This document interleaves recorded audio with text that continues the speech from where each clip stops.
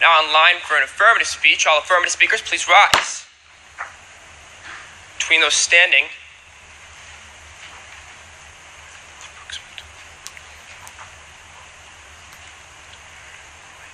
we'll go to Mr. Ranchetta. Thank you, Chair.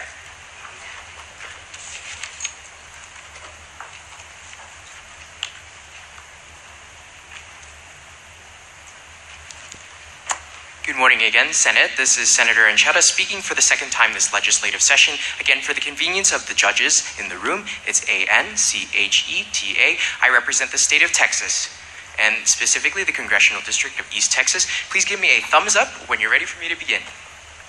Yes, yes, yes, yes. And then chair and parliamentarian. I was ready. 1 second, gotta adjust this. Not used to it. Okay.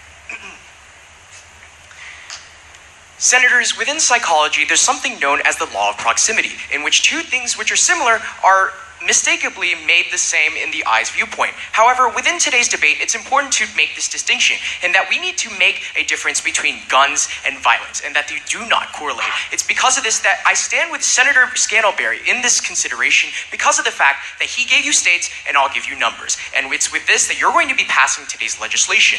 But why is that true? Let's look first to the fact that when we look at concealed handguns, they actually decrease crime, contrary to popular belief. And then second, in addition to that, what we also have to realize is that concealed handguns have prevented shooting sprees in the past. So it's with these considerations in mind that you need to make the difference and you need to pass the legislation. But first, let's examine why this is true and why concealed handguns decrease crime.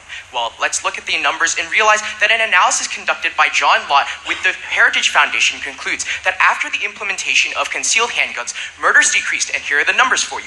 8.5%, sexual assaults decreased by 5%, assaults decreased by 7%, and robbery by 3%.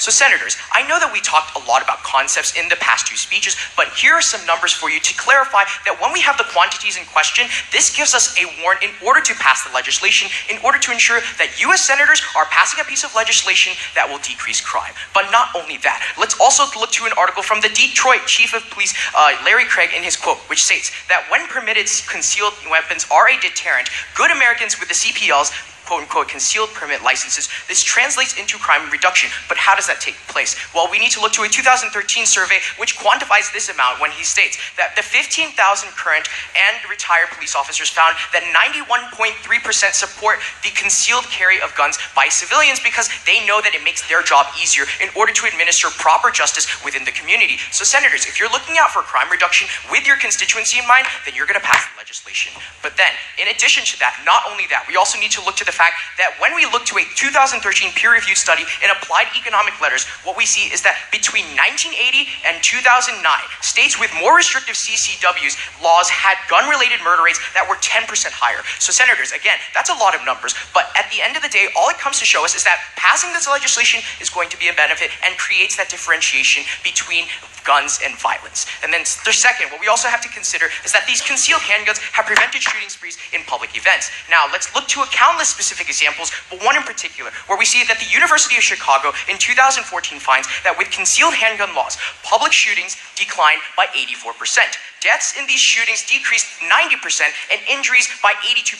So senators, again, a lot of numbers, and I know it can be confusing, but quite honestly, when we look at this as a Senate, it's important to realize that in today's consideration, these numbers translate into constituents' lives. And quite honestly, senators, if you want to reduce crime, if you want to stop these public shooting sprees that have become too often within our daily society, it becomes necessary to pass the legislation to create the differentiation.